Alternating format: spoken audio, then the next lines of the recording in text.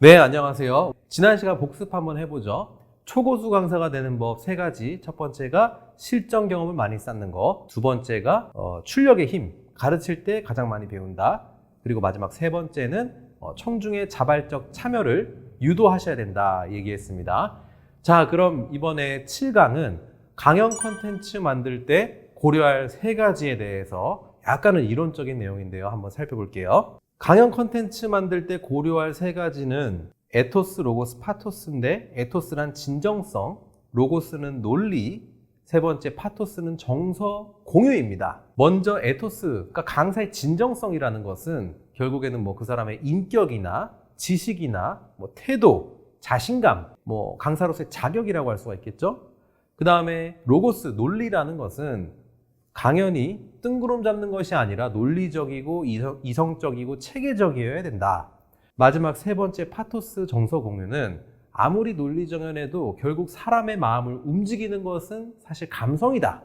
그러니까 마음을 움직이는 감성 터치를 해야 된다. 이 3가지입니다.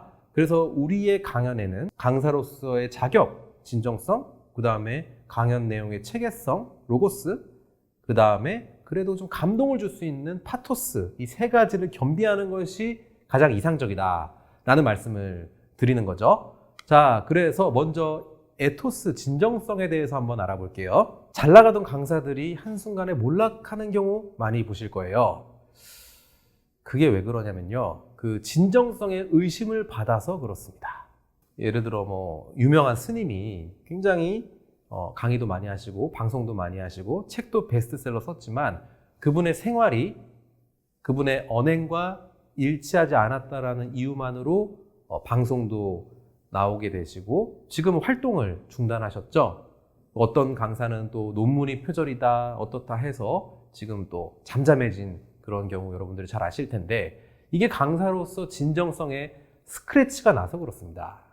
청중은 자신이 믿고 존경하는 사람 말이라면 증거를 따지지 않고 믿는 성향이 있죠.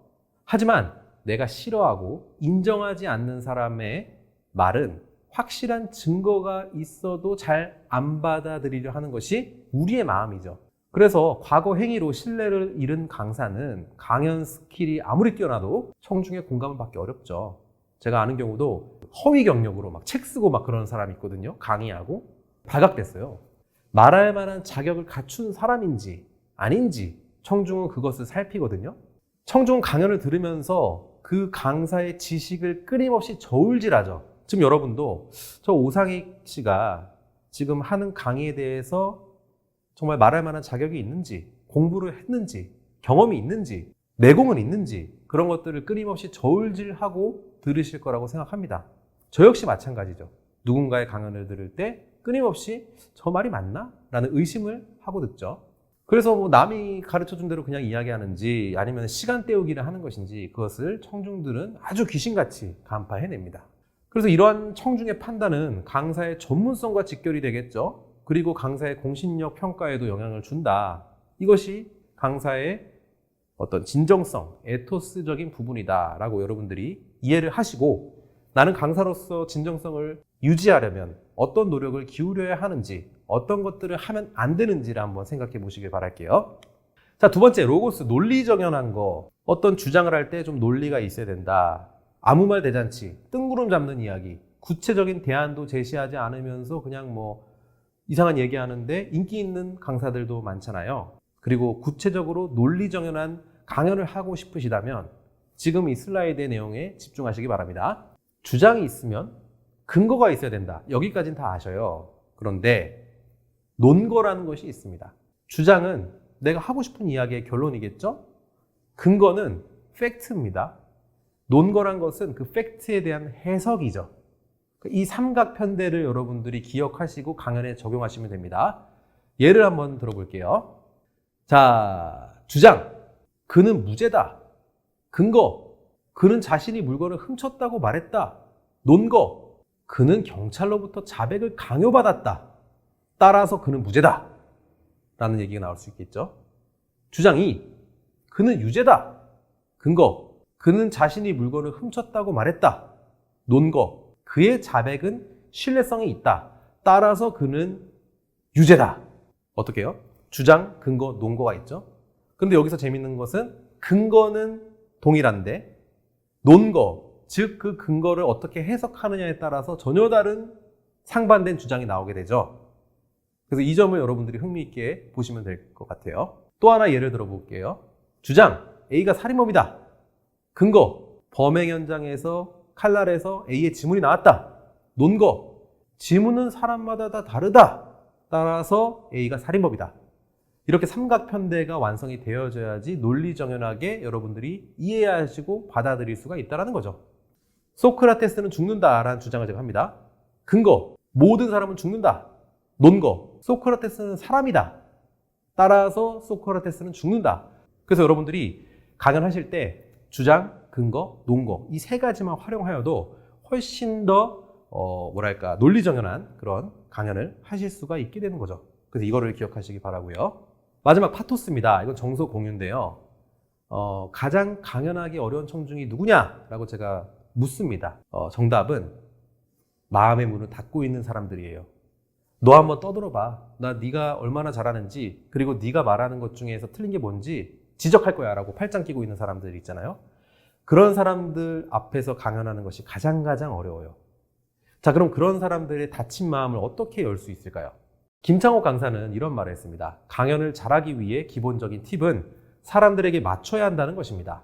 대부분 강연을 못하는 경우는 지식이 없어서가 아니라 지식은 많은데 자신의 언어로 하기 때문에 강연이 안 될 때가 많거든요.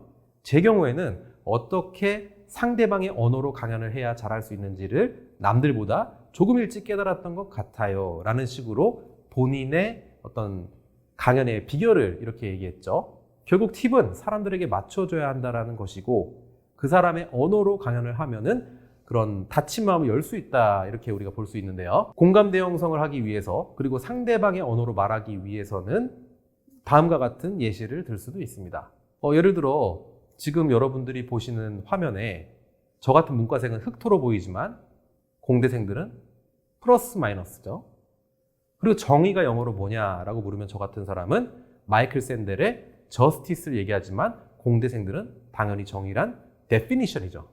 이렇게 같은 단어도 보는 사람의 관점에 따라서 해석이 달라질 수가 있는 거예요. 그래서 상대방의 언어로 말하는 것이 중요한데 아주 좋은 사례가 있어서 가져왔습니다. 이건 구글 전무님이 강연 때 하신 이야기인데요. 예를 들어 아프리카 속담에 이런 게 있어요. 빨리 가려면 혼자 가고 멀리 가려면 함께 가라. 이 뻔한 얘기.